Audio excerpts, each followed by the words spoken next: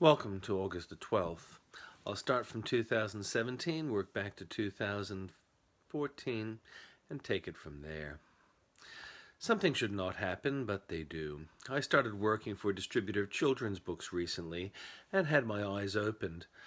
The distributor sources titles from the UK and sells library quality books at about a third of retail price to schools and libraries.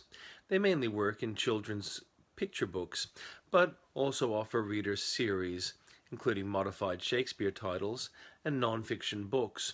All new titles meeting rigorous standards. One comment I hear from some in charge of books purchases is, "What about Australian titles?"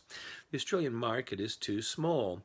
The quality of their books is not the same for the price. Many Australian titles get printed in the United Kingdom anyway and sold here in Australia cheaper than Australian printed editions. One hopes that Amazon's selling from Dandenong will revolutionize the market. Maybe I'll be able to sell my titles without the expensive shipping and handling tax, just as with artists who would rather cut their own throats before letting conservatives claim a good idea. Australian publishers have been partisan and incompetent in marketing. I love Australia and would love to sell books here. Rigididge, quality Aussie books at a reasonable price. On this day, in 30 BC, Cleopatra is said to have committed suicide by getting an asp snake to bite her breast. Or maybe she was killed by order of Octavian, who had killed her son and pushed her lover Antony to suicide. A surprising fact is that although she was ethnically Macedonian, she was also ethnically Egyptian, as has been seen by examining her sister's tomb. So while some may feel that over generations petty court jealousy would have prevented the mixing of race, it hadn't. She was the last pharaoh. With her death, the nation of Egypt was extinguished and absorbed into Roman Empire. Over the years, her people would be converted to Christianity and then Islam. They are essentially the same people, descended from those that in that mighty empire, and yet today they are nothing like their ancestors in wisdom and nobility. But they could be.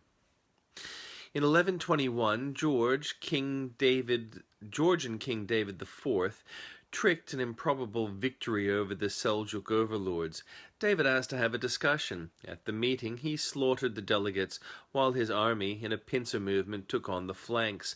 He left a bolt hole. An estimated 55,000 Georgian troops took out 10 times their number, allowing David to seize what would later be the Georgian capital. In 1480, at the Battle of Otranto, Ottoman troops beheaded 800 Christians who refused to convert to Islam.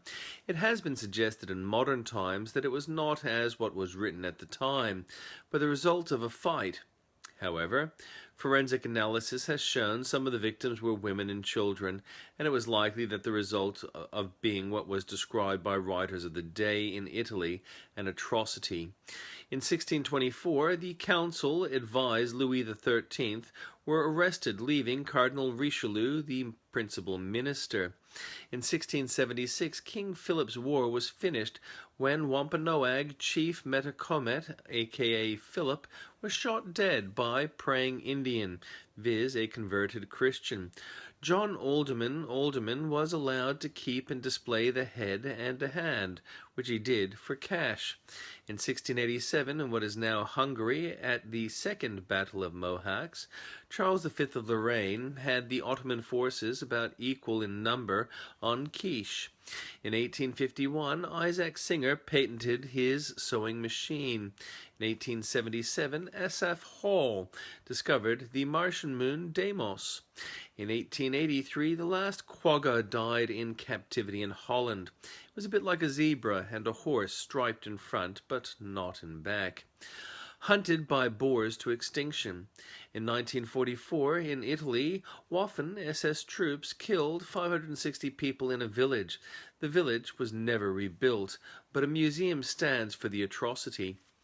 In 1950, North Koreans killed 75 US POWs. In 1952, the Soviet Union killed 13 Jewish intellectuals in Moscow. In 1958, Art Kane commemorated a great day in Harlem by photographing in black and white 57 notable jazz musicians. In 1976, between 1,000 and 3,500 so-called Palestinians were killed. In Lebanon, during the Civil War, in 1981, Microsoft released their first personal computer. In 1982, Mexico sparked a debt crisis by announcing she couldn't pay her debt.